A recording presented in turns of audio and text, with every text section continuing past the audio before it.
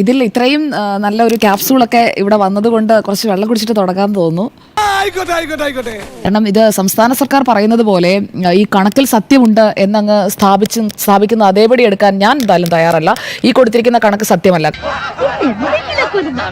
കാരണം നാട്ടിലെവിടെയാണ് ഉണ്ണിസാർ കേരളത്തെക്കുറിച്ച് വളരെ വിശദമായി തന്നെ സംസാരിച്ചു. കേരളത്തിൽ എവിടെയാണ് 75,000 രൂപ കുഴിയെടുത്ത് സംസ്കരിക്കുന്നതിന് ചെലവാകുന്നത്? ഒറ്റ സ്ഥലം പറഞ്ഞാൽ മതി.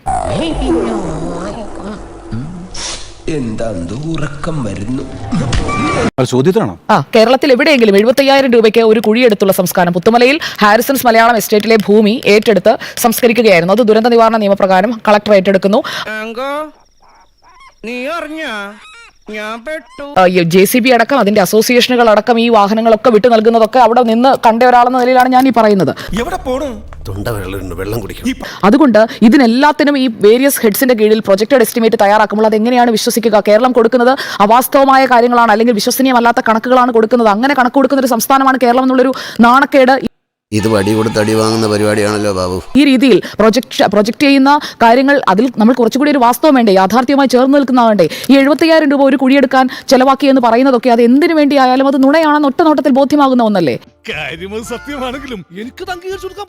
75,000 രൂപയ്ക്ക് അതവിടെ കൂട്ടക്കുഴിമാടങ്ങളാണ് ഒരുക്കിയത്. നമ്മൾ കണ്ടതാണ്, നമുക്ക് ഏറെ കണ്ണ് നനയിപ്പിച്ച കാഴ്ചയാണ്. അവിടെ ഒരു കുഴിമാടം ഉണ്ടാക്കുന്നതിന് 75,000 രൂപ ചെലവായി എന്ന് പറഞ്ഞ ഒരു ഹെഡിൽ അത് ഉൾക്കൊള്ളിക്കുമ്പോൾ അത് വിശ്വസിക്കാൻ ബുദ്ധിമുട്ടാണ്.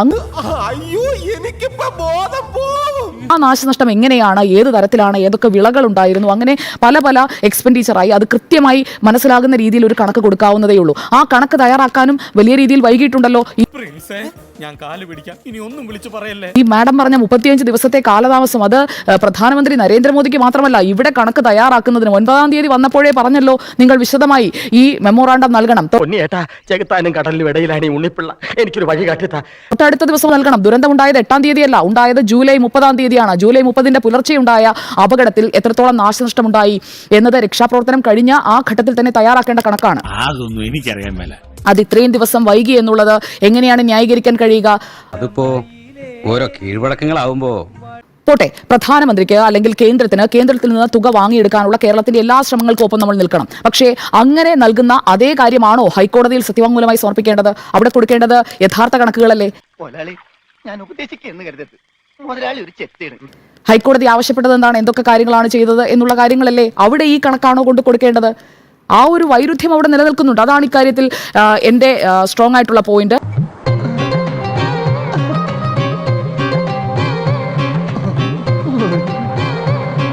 ഈ എസ്റ്റിമേറ്റ് എന്നുള്ള ഭാഗം അത് ശരിയാണ്, അത് ആ രീതിയിൽ തന്നെയാണ് പറയേണ്ടത്. എസ്റ്റിമേറ്റും ആക്ച്വൽസും അത് എന്താണ് എന്നുള്ളത് കൃത്യമായി മനസ്സിലാക്കി വേണം റിപ്പോർട്ട് ചെയ്യാൻ എന്നുള്ള വാദത്തോട് ഞാനും പൂർണ്ണമായും യോജിക്കുകയാണ്.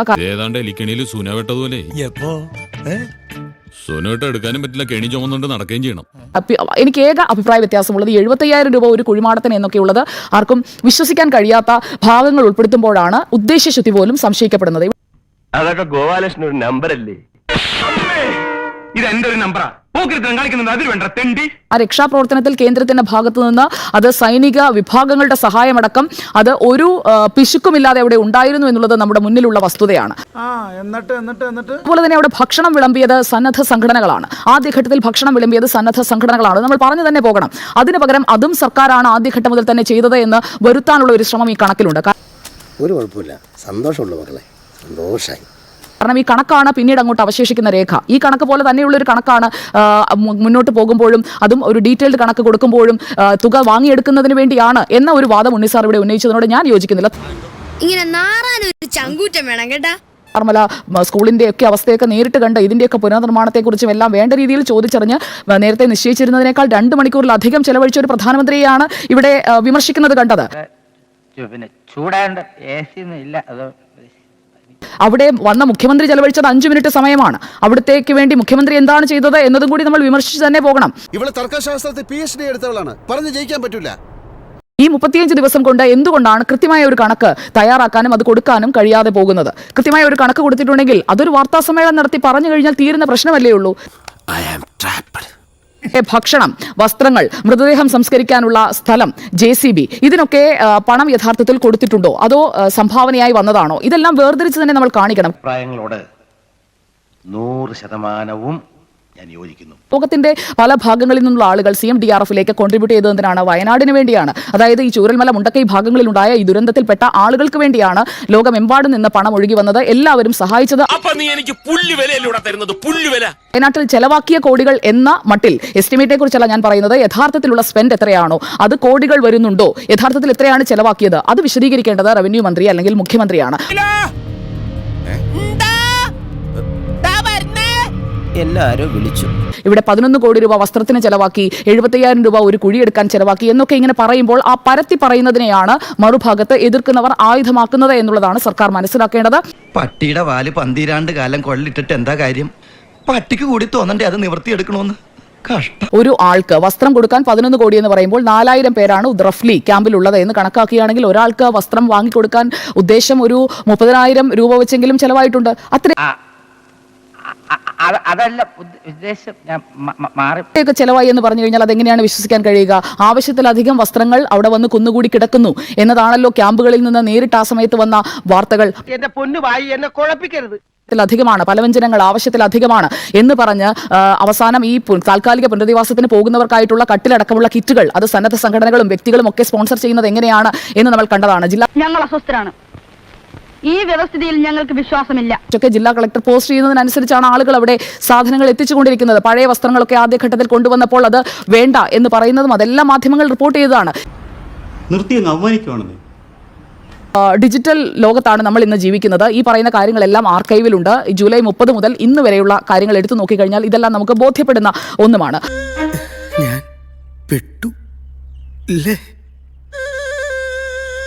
അപ്പോൾ ക്യാമ്പുകളിലേക്കായി ആളുകൾ വസ്ത്രങ്ങൾ എത്തിച്ചു, ക്യാമ്പുകളിലേക്കായി ആളുകൾ ഭക്ഷണ സാധനങ്ങൾ എത്തിച്ചു. സന്നദ്ധ സംഘടനകൾ ആദ്യ ദിവസങ്ങളിലെല്ലാം അവർക്ക് സർക്കാർ സംവിധാനങ്ങളിലൂടെയുള്ള ഭക്ഷണം മാത്രമേ വിതരണം ചെയ്യാവൂ എന്ന് പറയുന്നത് വരെ കൃത്യമായി അവിടെ ഭക്ഷണം എത്തിച്ചുകൊണ്ടിരുന്നു. അതിനുശേഷവും നിയന്ത്രണങ്ങൾക്ക് വിധേയമായി അവരുടെ ഭക്ഷണം ഉണ്ടാക്കി നൽകുന്നുണ്ടായിരുന്നു. അതൊന്നും ഈ കോടികളുടെ കണക്കിൽ പെടുന്നതല്ല. സന്നദ്ധ സംഘടനകൾ അവിടെ സേവന നിരതരായി വന്നതാണ്. പിന്നെ വോളണ്ടിയേഴ്സിനായി നീക്കി വെച്ചിരിക്കുന്ന പണം, ഇത് രണ്ട് കക്ഷികൾക്കും ചേർത്ത് ഒറ്റ വിധിയാണെന്നാണ് തോന്നുന്നത്. അവിടെ ഏത് വോളണ്ടിയർ ആണ്? സേവാഭാരതിയുടെയോ DYFIയുടെയോ വൈറ്റ് ഗാർഡിന്റെയോ യൂത്ത് കെയറിന്റെയോ ഏത് വോളണ്ടിയർ ആണ് അവിടെ പണം വാങ്ങി ജോലിയെടുത്തത്? പറഞ്ഞിട്ടില്ല. ഒരാളെങ്കിലും അങ്ങനെ പണം വാങ്ങി ജോലി എടുത്തുവെന്ന്. അല്ലെങ്കിൽ വൈദഗ്ധ്യമുള്ള ജോലികൾക്കായി നിയോഗിച്ച അങ്ങനെ തൊഴിൽ പരിശീലനം കിട്ടിയ ആളുകളെ നിയോഗിച്ചിട്ടുണ്ടെങ്കിൽ അവർക്കായിരിക്കാം അങ്ങനെ കൊടുക്കേണ്ടി വന്നിട്ടുണ്ടാവുക. അല്ലാതെ വോളണ്ടിയേഴ്സിന് എവിടെയാണ് പണം കൊടുത്തത്? നമ്മൾ കൊടുത്ത എന്ത് കാര്യത്തിനാണ് ഈ കണക്കിൽ പറയുന്നത്? എനിക്ക് മനസ്സിലാകാത്ത കാര്യം അതാണ്. നമ്മൾ കേന്ദ്രത്തിൽ നിന്ന് പണം കിട്ടേണ്ടത് വാങ്ങിച്ചെടുക്കണം, എന്നാൽ അതിനുവേണ്ടി ഏത് മാർഗവും സ്വീകരിക്കാം എന്ന് പറഞ്ഞു കഴിഞ്ഞാൽ ഇതിലൊക്കെ ഒരു സത്യസന്ധത വേണ്ടേ? എന്തരാണെന്ന് അറിഞ്ഞൂടാ.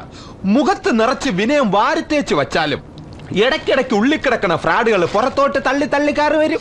സത്യസന്ധത എന്ന് പറയുന്നത് സത്യസന്ധതയും ഒരു ധാർമ്മികതയും ഒന്നുമില്ലാതെ നമ്മൾ ഏത് മാർഗവും സ്വീകരിക്കും പണം ഉണ്ടാക്കാൻ എന്നൊക്കെ അങ്ങ് പറയുന്നത് കേട്ടപ്പോൾ എനിക്ക് വിഷമം തോന്നിയുണ്ട് സാർ. അങ്ങനെയല്ല നമ്മൾ ചെയ്യേണ്ടത്. ഉളുപ്പുണ്ടടാ ചക്കണക്ക്. ഹൈക്കോടതി ആവശ്യപ്പെട്ടപ്പോൾ കൊടുത്ത കണക്കും ഇതേ കേന്ദ്ര സർക്കാരിന് കൊടുത്ത അതേ കണക്കാണ്. അപ്പോൾ അവിടെ സാധനങ്ങളുടെ ലോഡ് വന്നതൊന്നും ഈ കണക്കിലില്ല. പുറമേ നിന്ന് കിട്ടിയ സഹായമൊന്നും ഒരു കണക്കിലുമില്ല. സന്നദ്ധ സംഘടനകൾ പാചകം ചെയ്ത ഭക്ഷണത്തിനും സർക്കാരാണ് പണം നൽകിയത് എന്ന മട്ടിലാണ് ഈ എസ്റ്റിമേറ്റ് വരുന്നത്. ഇതൊക്കെ എന്ത്? അപ്പോൾ ഇത് എസ്റ്റിമേറ്റ് ആണ് എന്ന് മനസ്സിലാക്കിയാൽ തന്നെ ഇങ്ങനെ ഒരു എസ്റ്റിമേറ്റ് എങ്ങനെയാണ് തയ്യാറാക്കാൻ കഴിയുക? അതിനുശേഷമുള്ള ആക്ച്വൽസിലേക്ക് വരുമ്പോൾ എങ്ങനെയാണ് ഈ 1,200 കോടിയിലേക്ക് എത്തുക? ഇത്രയും മുതലും പലിശ ചേർത്ത് കിട്ടി. വിളകളുടെ നാശം, വീടുകളുടെ നാശം, അങ്ങനെ സത്യസന്ധമായി തയ്യാറാക്കാവുന്ന കണക്കുകൾ അവിടെ നിൽക്കുമ്പോഴാണ് അല്ലാത്ത ഹെഡ്സിലേക്ക് ഇതെല്ലാം വെച്ചുകൊണ്ടുള്ള ഒരു എസ്റ്റിമേറ്റ് തയ്യാറാക്കുന്നത്. പണിയെടുത്ത് തിന്നണമെന്നൊക്കെ ആഗ്രഹമുണ്ട് സാറേ, പക്ഷെ പറഞ്ഞു പറ്റിച്ച് തിന്നാലേ വായിന്നിറങ്ങുള്ളൂ. ശീലായിപ്പോയി, മാറ്റിക്കോളാം. ഈ തുകയെല്ലാം ഇങ്ങനെ എഴുതി കൂട്ടുമ്പോൾ അതിൽ യഥാർത്ഥ നഷ്ടമാണ് നമ്മൾ കാണിക്കേണ്ടത്. യഥാർത്ഥ നഷ്ടത്തിന് മാത്രമേ പണം കിട്ടൂ, അത് കുറവാണ് എന്ന് പറയുമ്പോൾ അന്ന് ആവശ്യപ്പെട്ട കണക്കെന്ന് പറയുന്നത് 2,000 കോടിയാണ്. ഈ 2,000 കോടി എത്തിക്കുന്നതിന് വേണ്ടിയാണോ ഈ കള്ളത്തരം പറയുന്നത്?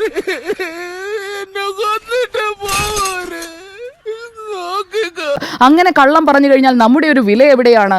കേരളം 75,000 രൂപ ഒരു കുഴിയെടുക്കാൻ ചെലവാക്കി എന്ന് പറഞ്ഞു കഴിഞ്ഞിട്ടുണ്ടെങ്കിൽ കേരളത്തിലുള്ളവർ മാത്രമാണ് ഈ കണക്കൊക്കെ കാണാൻ പോകുന്നത്. അതൊന്നും എനിക്കറിയാൻ മേല. ഇങ്ങനെ എന്തെങ്കിലുമൊക്കെ പറയുമ്പോഴേ എന്റെ മനസ്സിനൊരു സന്തോഷം ഉണ്ടാവുള്ളൂ. ഞാൻ എന്റെ സന്തോഷം നോക്കിയാൽ പോരെ. മറ്റു മാധ്യമങ്ങളിലും എല്ലാം വരില്ലേ? അപ്പോൾ കേരളത്തിലുള്ളവർ കാശ് കിട്ടാൻ വേണ്ടി എന്ത് കള്ളവും പറയുന്നവരാണ് എന്ന ഒരു കാര്യം കൂടി മറുഭാഗത്ത് വരുമെന്നുള്ളത് നമ്മൾ മനസ്സിലാക്കണം. കണക്കിൽ കള്ളമുണ്ട്, ഈ കണക്കിൽ കളവുണ്ട്, ഈ കണക്ക് സത്യസന്ധമായി വേണം അവതരിപ്പിക്കാൻ. കേന്ദ്രം നൽകേണ്ട തുക 2,000 കോടിയാണെങ്കിൽ 2,000 കോടി ഡിമാൻഡ് ചെയ്ത് വാങ്ങിച്ചെടുക്കണം. അതിന് ഒരാവേശത്തിലെടുത്ത് ചാടി വേണ്ടായിരുന്നു അല്ലേ? വിട്ടവളി ആന പിടിച്ചാ കിട്ടൂ. ഒപ്പം ഞാൻ നിൽക്കും. പക്ഷേ 75,000 രൂപ ഒരു കുഴിയെടുക്കാൻ വേണം എന്ന് പറഞ്ഞു കഴിഞ്ഞാൽ അത് കള്ളമാണ്. ആ കള്ളത്തരത്തിനെ സപ്പോർട്ട് ചെയ്യാൻ നിങ്ങൾ രണ്ടുപേരും ചെയ്താലും എനിക്ക് പറ്റില്ല. വല്ലാത്ത തലവേദന. ഞാനൊന്ന് കിടക്കട്ടെ. എല്ലാവർക്കും സന്തോഷമായല്ലോ? എനിക്ക് സന്തോഷമായി. എല്ലാവർക്കും പിരിഞ്ഞു പോവാം.